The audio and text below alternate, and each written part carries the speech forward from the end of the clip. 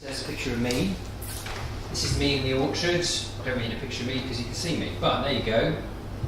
This is us making cider the lazy way, and on Fridays I make cider, which you can try. I brought some for you to enjoy, and it's become a little business, and it's a real pleasure. It's a fun thing to do. Monday to Thursday, I have this other business which is called Then Somehow. That is all about finding practical ways to deal with the messy stuff that happens in organisations.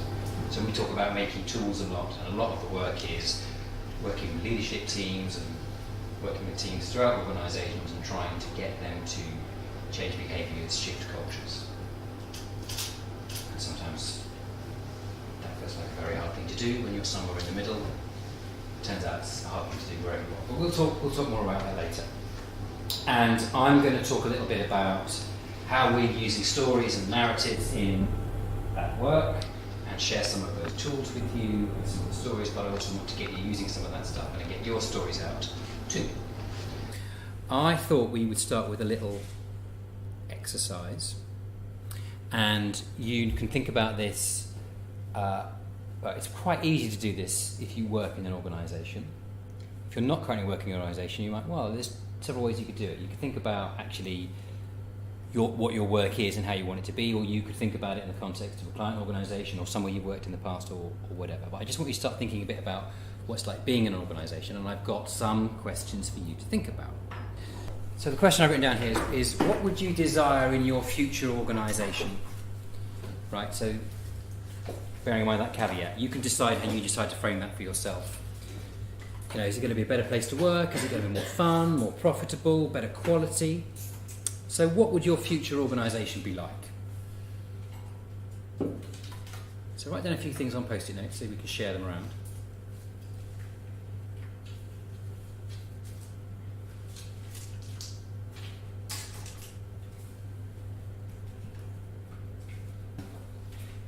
So in your little groupings then, I'd like you to just tell that little story. What's the future, what's the now, what's the shape of the gap?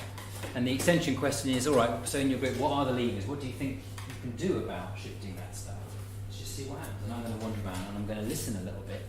And then we're going to discuss it as a group. This is really interesting. So there are themes here about, I heard you talk about ritual earlier on as well, which I thought was interesting. So quite a lot about emotion or fear, those kinds of reactions, and then that nice idea about how, like the macro, actually there's a line, there's kind of straight line. I think that's quite interesting. It starts from where people are at. That makes me think about, people coming from a fearful place. There's this ripple effect that comes out. I like this idea, where the stories even originate. These things just spontaneously spawn into life, and suddenly they're defining the narratives that people use to describe their organisations, or or their emotional responses. You talk about. I thought that was interesting about fear and but also how fear is contagious in an organisation, and people will say things like, it reminded me of a story about a guy. He was like, tell me what's going on, and he was like, it's not good. I'm overdrawn. I can't pay my mortgage. I've got a big credit card bill. Well, why? Because I'm paying all my expenses on my personal credit card, and I have to fill in 7 different forms to get the money back, and it's taking 6 weeks and me an afternoon, and I just never have the time. And now I'm like, this is crazy. Why should it be so complicated? You should say something. Your boss, his office is there. He walks past. Says, I'm not saying anything. I'm not going to stick my neck out. I've got children. I can't afford to lose this job. Why do you think you're going to lose your job? Because people disappear overnight here. Like people you sat next to for years, they're just gone and no one says anything. I don't believe you. He goes, I'm not even lying. Okay, right. I'll go and see his boss. Say, Andy, I've just been tapped to John on your new team. You've just taken his team over. He's got this problem. He's got no money, expenses. 7 forms? It's like, we're talking about 7 forms. It's like only 1 form. Like it used to be like 2 years ago, but it's changed. Anyway, you can have an Amex card on the company. It's not a problem. How can you just have that, And there's just this brilliant example of how you talked about fear and constraint and how he wouldn't talk about this stuff, and as a result he was stuck in this thing where actually the problem had been solved ages ago. but he created his own reality. I found that really interesting. I'm really interested in this idea about how we define our own realities. I'm really interested in the idea about the stories that run through our heads. Last week I was in the Alps, in the mountains, and I was taking a group of people, a bit like you were talking about, Lee. They've got stuff. At the end of it, one of the guys said it was like adventure, mystery, because I didn't know what was going to happen. And he said reflection, because there's a lot of that, and then he said clarity. Yes, nailed it. And there was a lady there, and her internal narrative was all about how she wasn't good enough, constantly. She goes, well, you always have to wait for me because I'm not fit, I'm carrying 2 stone too much, and this is hard, and I'm really sorry. And everyone was like, well, 20 years older than everyone else, actually, so it's not meant to be a fitness thing. It's not when you're here, you got here. So what's the problem? Like we were chatting, we weren't waiting, we were just having a good old but that this thing, and like everyone was like, stop thinking like that. You're defining this thing about what you're going to do next and how you've got to prove yourself to. Only one person you need to prove yourself to. And this is what I find interesting, right? This I think there's this interconnection between the beliefs we hold. You talk about your core beliefs, but often they're completely unacknowledged. And the feelings that you have in response to whatever is going on around you. And sometimes those feelings are not, you can't explain why, because it's something to do with the belief you have knowledge, and then that of course informs your behaviours. So I think that's really interesting, and I think that's kind of like true. I feel pretty confident about that. And I kind of observe this in my work working with people. I was working with someone around email, and we'd sorted out our inbox. I came to see her a week later, and she's like, I said, how's it going? She's not working. She said, I just think it works for my kind of job, because I've got a really reactive job. I'm client-facing, and I'm not actually sure I can do my job because I'm way behind. So, well, show me. She goes, look, my inbox is full. So okay, let's just go through those techniques we talked about, and let's just see how long it takes us to empty that inbox now. So we went through it. It took 7 minutes. It was like, what's this one? Well, I've kind of done it, but I've left it there for this reason. Well, do you actually need to leave it there? Well, probably not, no. So we just get rid of it. And it went, that was the story all the way through. It's like, done it. So you've done all this work, but you've left everything in your inbox for kind of not very well defined reasons. And then you feel like you're a failure because your inbox is full. So how do you feel now that your inbox is empty? She goes, I feel amazing. I feel like I should get a promotion. Yes, you should. You're great. You're brilliant at this job. And it was like, oh, it's like, she just did a little thing differently. She changed the way she used her email, completely changed how she felt. And then she's like, I need to get a different job because I can't do this one until I need to get promotion. Well, I love that neat little interconnection. But this thing works both ways. So she was defined by that core belief that Lee was describing, but then she changed her behaviour and it actually helped her rewrite her belief a little bit. And I definitely think you're right about liking up. So, but this is true in organisations as well. You talked about systems when I was listening to you. It was really interesting. Organisations are cybernetic systems. They're really complicated systems within systems. We draw them in straight lines, organograms, and all that kind of stuff, And then there's a process, and it goes like this, and you can draw these. And they've all got arrows in them. None of them have got this squiggly bits. None of them take into account. We're working with a client at the moment. They've got this new thing. It's called functional alignment. It sounds great. We're going to think about our organisation in terms of functions, and we're going to work at all the people who do a particular function, then we're going to align them. And no one's talking about how, or what that feels like, or any of this stuff, because there's all this. There's a problem with these wonderful, simplistic ways of thinking. There's got people in them, and people are screwed up. They just don't think in straight lines. So organisations don't work in straight lines, and they're driven by these beliefs and the feelings that people are having all the time, and then that's influencing their behaviours. And changing the system or the process doesn't necessarily alter the behaviour, because it's not addressing how they're feeling and it's not addressing what they believe. So this is a model I use. I've got this off my friend Peter Cooper, he's an Australian, he's a really interesting character. Anyway, he showed me this thing, I thought I like this. This is a model for evolving a culture in an organisation. And it works like this. First of all, you need to understand where you're at. You need to know where you want to be. So normally this is designed by the leadership team. Right? So it's quite, you wrote on your post-it notes, there were different things, but there were kind of ideas about what that future state should be. But you need to know where you're starting from. That's got to be really clear. And the bit in the middle is the leader's bit, right? Okay. if you know where you want to be and you know where you're starting from, you have some sense of what the gap is. And then you have some levers that you can use. And I think there's some good stuff in here.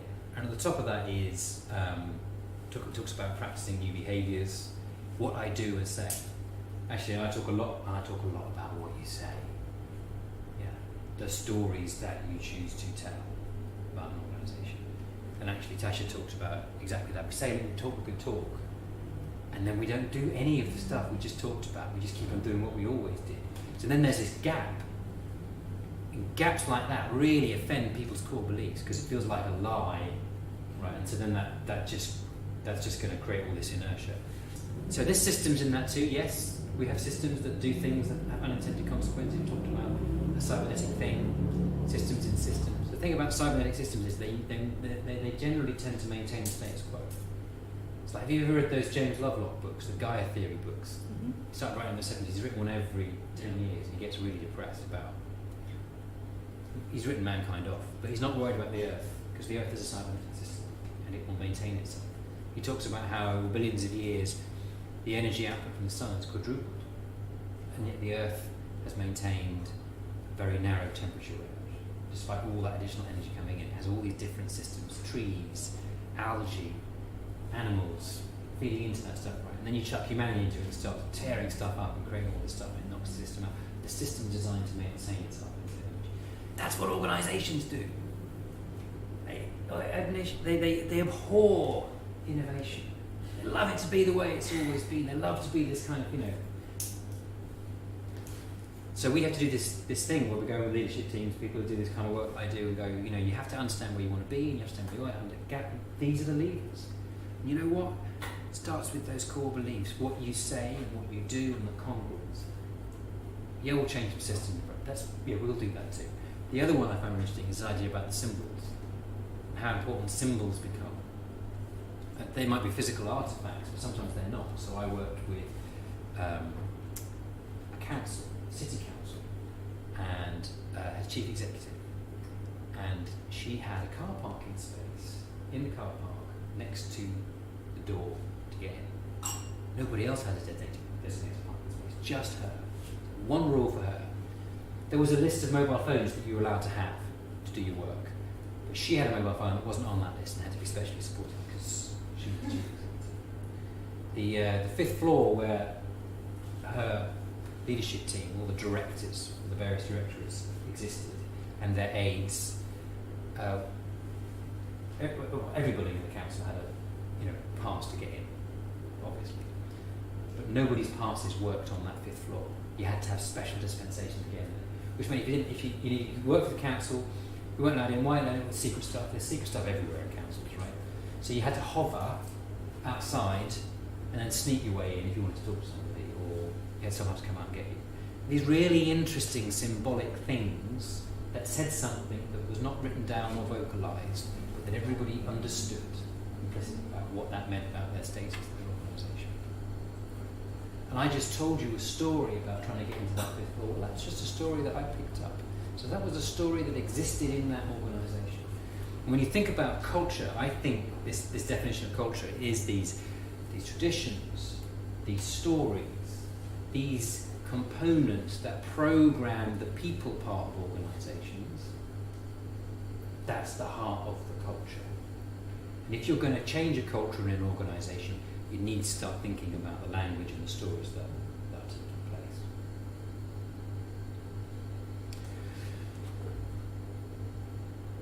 Yeah, and then this bit in the middle where we work with the leaders. The other thing I was going to say about it was that most leaders will assume, leadership leaders will assume, well, that's great, well, I'll just do what I say then, because that's what I do already, isn't it?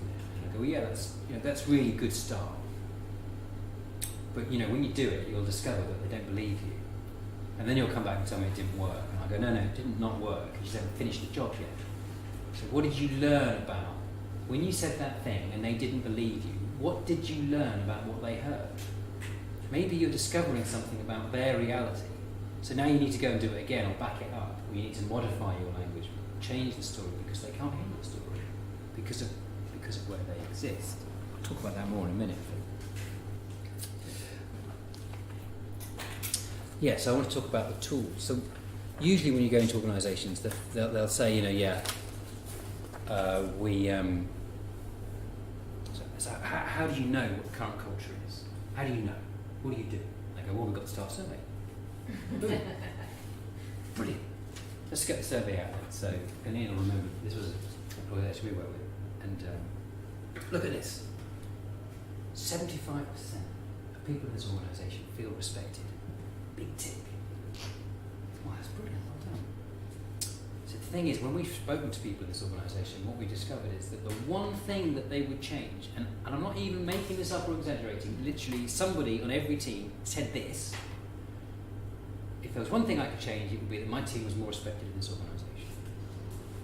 So how does that square with your brilliant score, well done, job done, and nobody feels respected? Can you explain that to me? No, I can't, because all I've got is this useless number that makes me think like I'm doing a good job, but I'm not. What was really going on in that organisation was it was deeply siloed, lots of different floors, lots of distrust between those silos, people not keeping their promises to each other because their bit was more important, and it was their fault that they hadn't done their bit, which is why they were late. But my team are lovely. I feel respected in my team. They don't respect me. And you go listen to them and they go, they don't think that you respect them. Well, I'd respect them if they respected us. You get this kind of thing. So that doesn't work. You don't really get a full sense of what is going on with that. So I was like, this isn't really very good. I want to do something different. So I'm going to show you this tool now. I'm not trying to sell it to you. I just want to show you how we tried to deal with that. And this is something Ian and I came up with, where we said, right, okay, so we need to come up with something which is, we realised it had to have numbers in it, because nobody's going to buy it if it didn't have some evidence that they could, it had to have a number in it. It's like truth, isn't it? Numbers are true. But we said, look, there's a problem here. The numbers don't tell you the full story. You need to hear the stories that people tell about an organisation to understand the context that these numbers are coming out of. So we said, well, we need to structure this in a way. So we came up with, let's talk about 7 different things. We were thinking of that triangle. Catherine mentioned it earlier, the hierarchy of needs. So maybe there's like a version of that we could tack onto this. So at the bottom you've got basic functions. Does my computer work? Then it's like, do I have good relationships with people? Do I have a good relationship with the entity, this organisation? Have I got autonomy? Have I got any control over the way I operate? Do I feel like I've got that freedom? Can we be creative? Can we innovate? And is there a sense of alignment between who I am and who the organisation is? And actually, maybe sometimes there needs to be a higher purpose too. This organisation here, we're borrowing the room from Prepare, they're really interesting. Really cool little organisation. Their kind of slogan is make life better. But that for everybody in the organisation. One of the things that happens here is that you get taken out for lunch shortly after work. You get asked these really personal questions about what your dreams are. What do you want to do in life? And then the organisation tries to take that into account for personal development, and they're like, let's see if we can make that come true. And they've got there it is, that dream ball machine, that thing over there. Every now and again, when they feel really good and they've made a load of money, they'll pop a dream ball, and everyone has to write down a little thing, a dream. And they go in the little balls, and they shake them all up, and then there's this big ritual, and they tick, out it pops, and somebody's dream comes out, and the company is committed to making that dream come true. They will do whatever it takes to make that happen. So sometimes it was like, we want to get married again, celebrate our relationship in Vegas. So that was it. Off they went to Vegas and got married again. I want to go to the World Cup in Brazil. Off they went to the World Cup in Brazil. I want to save the animals in Africa. That's quite hard. Okay, so what they ended up doing was they found a sustainable travel company in Namibia. They sent her out 6 months fully paid to go and do stuff for them for free, and she rewrote all their marketing stuff. They boosted tourism to it, which increased their profits, which increased the donations they were making to animal welfare and maintaining these kind of safe areas, these parks or whatever. And then they ended up getting loads of work from the Namibian Tourist Board, the agency. Like, my story. What's the point of my story? It was something about higher purpose. And these guys decided to try and make that a really big part of what they're doing. So there we go. So we said that's it. That's what we're going to measure in an organisation.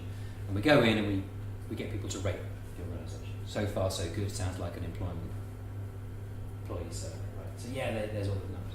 Then what we did was go in and start talking to people, and we were listening for the stories that they were telling us, trying to put those numbers into context, trying to work out what was a good score, or when there was a bad score, what did it actually mean?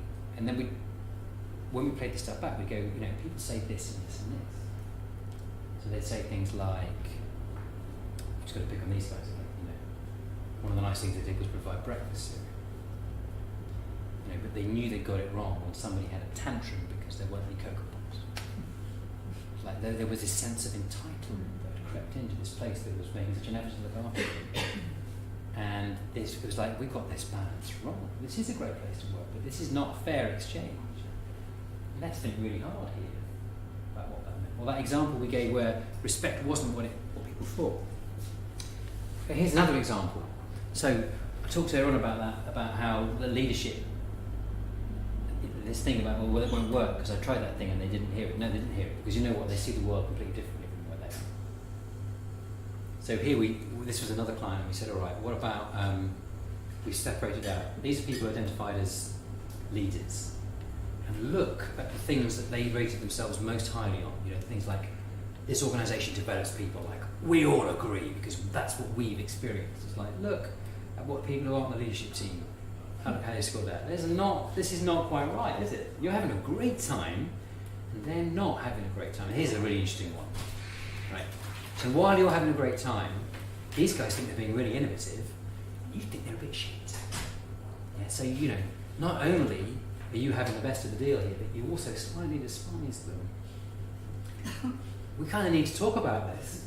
We need to acknowledge that there is this gap, and you need to understand what it's like to be them.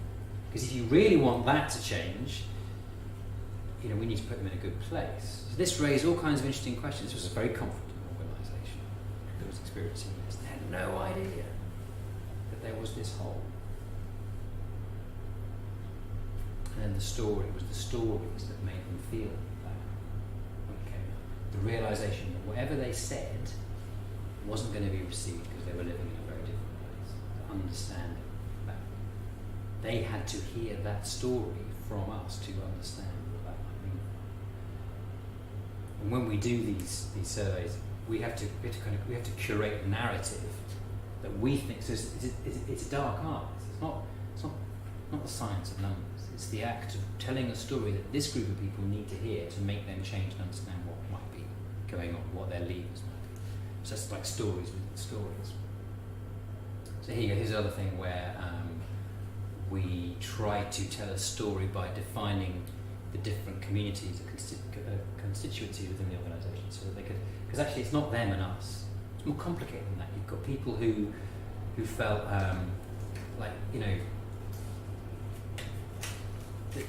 they weren't part of it. They were just kind of coasting, but it was quite convenient for them to be there. Whereas at the other end, you have people here who felt they were hugely in control and really aligned.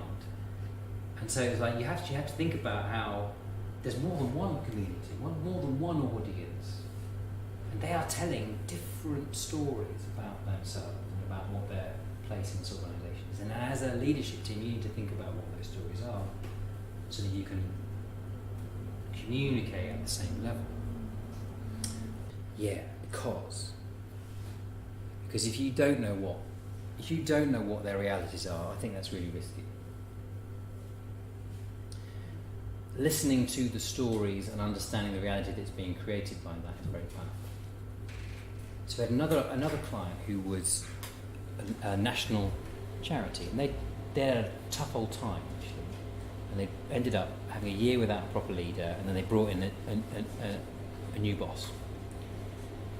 And I knew her in her old job, and she said, "Can you give me a hand? Because I think I need to make the most of my first 100 days." She read that, and she went off and.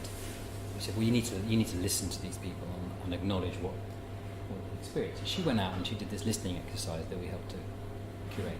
And she went all around the country and visited every site, and she literally spoke to every team, had time with them, ran this exercise, about an hour it took her, and she got them to share their stories. Good stories about the organisation, stories about what could have been better. their hopes and fears for the future. That she'd got all these stories together. And she kind of collated them, and she made a note of when they repeated. She ended up with a list of about 15 stories that were just really powerful stories about the organisation. And she took them back to her leadership team and said, right, I'm going to play a little game with you. It's a bit like Friends, where every episode, like the one where so-and-so happened. You remember, you can always remember. So, right, who's heard the story, about the time that the chief executive blew the marketing budget on a big glitzy champagne affair for Butters Jones, and then we didn't have any money to spend? Who's heard the story about the day the IT went down and took us a week to recover it? Who's heard the one, right? And she went around, she told all these stories that were really prevalent in the organisation. Everybody heard them, including one person who'd been there for less than a week, had already heard all the stories. So they had this informal induction where people took it on themselves to tell them the stories. All of the stories were negative about how dysfunctional it was and how bad it had been and how difficult it was and how all this money had been squandered and how consultants were a disaster and all this stuff and da-da-da-da. And we screwed it up.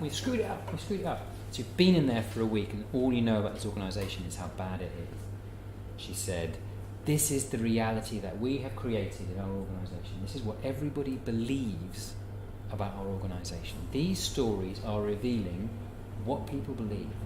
Their core beliefs. Right? That is what is making them feel not respected when people aren't talking to each other, right? Or when they're not talking to each other, because they have this belief about everybody else. And then they feel like this and then they behave like that. We need to rewrite these stories. If you hear anybody telling these stories, you must tell them to stop. We don't tell that story anymore. We're not defined by that story. So the next thing we need to do is find new stories. We have to uncover new stories and we need to consciously propagate these other stories. And I went in there a little while ago and I said, how's it going? She goes, oh, I've finally got a new HR person. She's amazing. I said, why? Oh, well, I heard this from 3 different people in the same afternoon. Do you hear about the new? Oh, she's brilliant. She went down to IT. Mess. She went in there and she sat down with them. And by the end of the day, she had them jumping through hoops and just fixing stuff that had been unfixed. And she's like a breath of fresh air. She's completely gone through them. It's amazing. Loads of stuff has come out of it. She's fantastic. Go and speak to her boss. And she goes, yeah, she went down there. And she totally rinsed through them like. And then the head of IT came up. I was waiting for him to complain. And he said, I need to talk to you about the new woman. Yeah. She wanted to say thank you. She's just made it all so simple, so clear. We were so blocked, and now it's brilliant. And she was completely surprised. So this story about the dynamism of this woman and how she came in and was like, this is the story you need to hold on to. This is the story that talks about how you were turning this organisation around. Tell it a lot. And then the IT guy left, which was great, chose to leave. So actually, I don't want to do that. I want to do something else. This is good news. We're going to change this thing. It's very exciting. Anyone else got any examples of this stuff? Anyone got examples where there are stories that have defined an organisation or choices? So I think stories are like software for people, and you tell the right stories, and then and it doesn't happen overnight, right? No, it took a long time. It took quite a long time, but it was one of the mechanisms you could use. And slowly that story filters through and it becomes one of your myths, and people learn from those myths and take their cues from them. And yeah, I'm sorry, it doesn't happen fast, but that's just the way it is, because when you're rewriting a mythology for a group of people, that takes a while, actually, because those stories are deeply inside us. We were talking briefly about myths, weren't we, Catherine? And I was chatting to someone on this walk last week, and he'd been to some storytelling workshop, and this guy had spent an entire weekend telling this myth that he'd created, and it was full of things you might have heard before about children who were of noble birth but had been lost, and that lineage had been brought up as a peasant, Topper Up Winter's Tale type stuff, all this kind of star-crossed lovers and all these kind of things. It was amazing. And there are these core themes in fairy tales and myths, aren't they? but they exist in organisations too. Actually, I think something very interesting happens when you uncover the story and then you kind of rebroadcast it in the organisation. So you take a story like that and go, this is what happened, right? And it's my fault, I'm the CEO. I create these conditions and I do not want it to be like that. That's a really important moment. It's giving people a cue. It's not enough all on its own to change things, but it's quite powerful. But you need to create something that makes it uncomfortable to stay where you are. I talk about like whens. So when you come to have their vision, mission, value statements, and they don't often bear much relation to what people are actually experiencing. So I say, well, what are the like whens? Give me an example of when that happened. Like when? Or what would actually be happening? And it's that point about going, well, you've got to actually tell the story about what it's really like in order to understand that gap. Or tell the story about how you want it to be and acknowledge that you're not there yet, but you're trying to work towards it. Okay, good. Let's do another exercise. Now, I've called it Once and Future Stories. Because I just like T.H. White, the whole King Arthur thing. T.H. White wrote this brilliant novelisation of the King Arthur story called The Once and Future King. And it doesn't matter. I loved it. I called my little tool after it, Once and Future Stories. And it's the tool that we use at National Charity, and it's a really nice tool that anybody can do with their teams and get the team to analyse the stories that are defining them and bring them out of the open and then kind of say, do we want these stories, or what are these stories telling us about the underlying core beliefs? And if we are believing those things, is that why we're doing these things? And can we use these stories as a way to decode that programming and make a choice about whether we want to follow that stuff? So it's really simple. I would like everybody to do this now, and we'll just see what comes out. I would like you thinking about your organisation or an organisation that you've worked with, if yours is not appropriate. I'd like you to, on a post-it note, one per post-it note, maybe, thank you, think of some stories. Think of some stories that are true about this organisation. And then I would like you to go into pairs or threes and just to describe that story. So think of a story and then describe it. Or even better, tell someone a story that the person writes down on the post-it note, and just a little in summary. So a good story about an organisation. Tell the person sitting next to you. The person sitting next to you will summarise that story. Okay? A good story. A good story. What is good about working in this place? Tell me a story about something that happened. So you need to be specific here. This is not something about, it's a great place to work because we're really compassionate. That's meaningless. Give me an example of compassion being demonstrated. Like when? My boss came over and said, I just heard about your mum. Go home. I don't want to see you for a week. You need to go and sort everything out.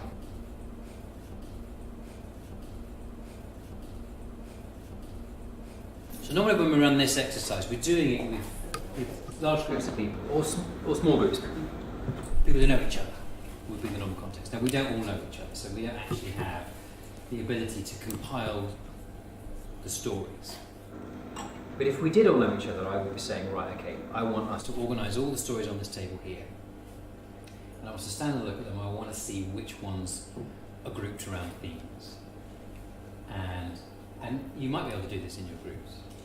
Or you could bring them out. We could try it and just see, but we're not going to have that. We haven't got that kind of commonality at the core of it. But the things I like to do are things like get people to dot vote.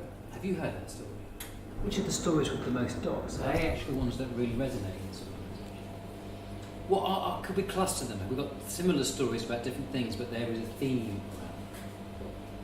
And then I'm really interested in, can you decode some of these stories?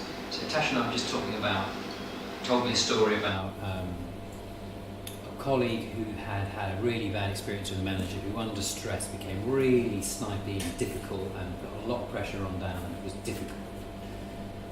A couple of years go by, actually becomes a manager in her own right, but has remembered this experience and is working really hard not to kind of broadcast this negativity, stress. And that, which is an interesting story of what's beneath that. There's some values implicit in that.